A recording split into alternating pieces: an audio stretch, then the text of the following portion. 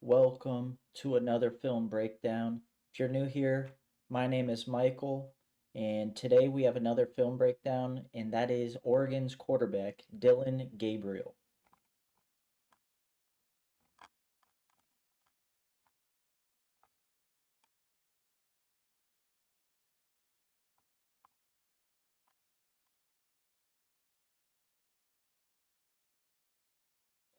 Gabriel is a really interesting prospect as he is a one of the most decorated quarterbacks to not win a national championship in college football history.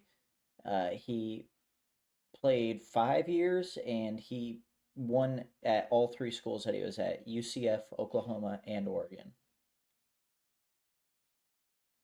At not a single stop was he not an extremely productive player and thought of as a Heisman candidate.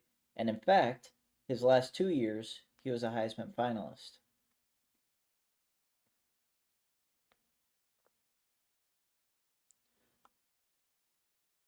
The biggest thing that stands out to me with Gabriel is the fact that he just gets touchdowns. He finds ways to score.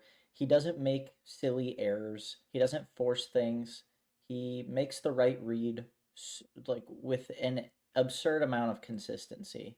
He works through his progressions really well, and you might think with the dialogue around him that he's like 5'8". He's 5'11". So he's, I would say, a little bit bigger than Bryce Young.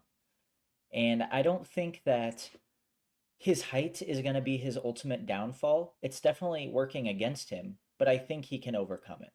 Another great tool to have, especially when you're undersized, is the ability to manipulate the pocket and really work through it. And he has that. He has great footwork within the pocket. He doesn't abandon it too early, and he gets out and uses his legs when he needs to. Gabriel is really productive at throwing on the run. His arm strength doesn't really take a hit when he's moving, which is really impressive, especially given his size. He has really nice arm strength.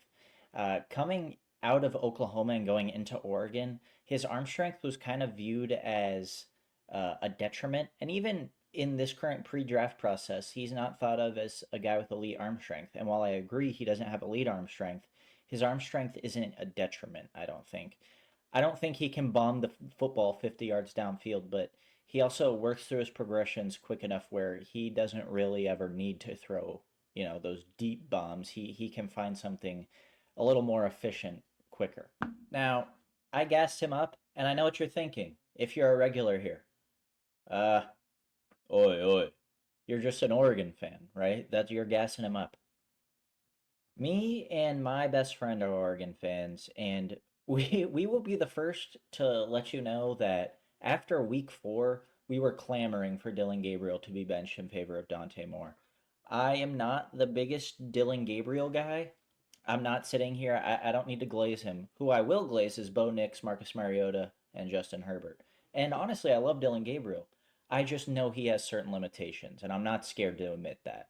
Now, at his size, uh, you see guys like Kyler Murray succeed strictly because of how much of a threat he is with his legs. Gabriel isn't like that, but he can hurt you with his legs. He just doesn't have like 4.3 speed or anything crazy. Gabriel's really quick at working through his progressions. It's probably one of his biggest strengths as a quarterback, his ability to read what's happening, diagnose the coverage, and make a play. Right here, you're going to see Gabriel scan the entire field before he ultimately comes back to Trayshawn Holden, delivers a dot at the boundary, and gets a first down. Gabriel also has a really quick release time. He's not going to be holding on to the ball forever. And when he does, he makes sure to roll out and kind of just keep a defense on their toes. But when he's in the pocket, he's going to attack an opening when he sees it. Here you're going to see Tez Johnson just go up the seam vertically, kind of cut in, and Gabriel finds him immediately, and that's a huge gain to get them in field goal range. And yeah, like I said, Gabriel is not the fastest guy on tape. He's not. He's not going to have 4.3 speed, but he's very crafty as a runner. He knows when to run, he knows what holes to exploit, and he knows how to accelerate. And he's not slow, he just doesn't have that killer speed, but he can definitely hurt defenses. Right here, it was an option, a pitch, and Gabriel, look at him, From the 30-yard line, let's go here. Let's rewind it. Fake pitch, gets the linebacker, and he's gone. From the 40-yard line on, he doesn't give up any ground to defenders, which is very impressive. So he doesn't have killer speed, but he's not slow. Additionally, Gabriel doesn't have Josh Allen or Patrick Mahomes' arm strength. He doesn't have Justin Herbert arm strength, but he doesn't have a noodle arm. He has a stronger arm than Tua Tagovailoa, okay? And we're going to see it here. It's not a completion, but it draws a PI, and it's a bomb, right? So step back. He's at the 38, and he throws it to the 18. So what is that? Quick math. Like 46, 44, 40. Around 45 yards. And right here is one of my favorite qualities of Gabriel. You're going to see him scan the entire field, and I mean in a second and a half at most. And he's going to come right back to the reliable, guaranteed yards option. So he scans the field, almost rolls out, sees he doesn't have anything, hits Terrence Ferguson in the shallows, and Ferguson has that yak ability, as I talked about in the Terrence Ferguson breakdown, to make some defenders miss. And gets upfield, cut back, first down, and then some. Another thing Gabriel's able to do, he's able to extend plays. And also, with his body language, with his eyes, he can move defenders to create an opening where there wasn't previously one. So, first thing to mention, this is great protection, but also, Gabriel does a fantastic job of extending the play, finding Holden in the back of the end zone for 6. Let's take a look from the end zone angle. What's Gabriel seeing? Rolls out, a crossbody off platform, delivers a strike right to Holden. While Gabriel will struggle at times with the short to intermediate middle area of the field, like between the hash marks, just because of his size, he is a real assassin when it comes to the boundaries and the intermediate areas in that area. So let's take a look at Gabriel just exploring 10 yards down the field outside the numbers. And boom. Gets it to his man who can get a first down. Most importantly, Gabriel is an accurate thrower of the football. He does not have sporadic ball placement. It is always on target. This is one of the tighter windows that you'll ever see, and I think Gabriel got the defensive end to jump off sides, which gives him the confidence to quote-unquote force this throw, but more so it's really just testing to see if he can make it, and boy does he. He fits it, right into such a small window. We'll get a better angle of it at this camera angle right here. So he gets the defensive end to jump off sides and then just drops it in a bucket for Tez Johnson. Great throw. That is one of the best throws you'll see. Where most quarterbacks take a sack, Dillon Gabriel is not that. He is very slippery. He's hard to tackle in the backfield, and that aforementioned footwork is a lot of the times going to get him yards where others would lose yards.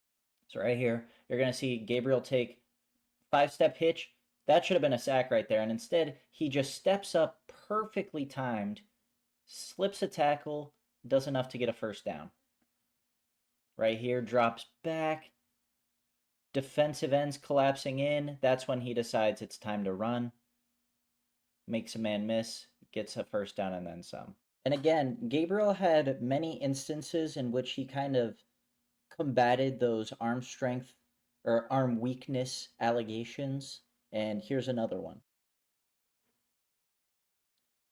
Throws an absolute rocket. A good 45-ish yards. Perfectly in stride to Tez Johnson. Tez Johnson doesn't have to decelerate. He doesn't have to lunge out. It is right on the money.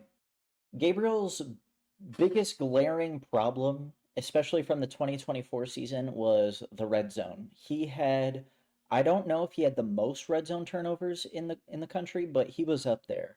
And a lot of them were just kind of, they seemed like brain farts almost. And right here, you'll just see Gabriel kind of get out of what makes him successful.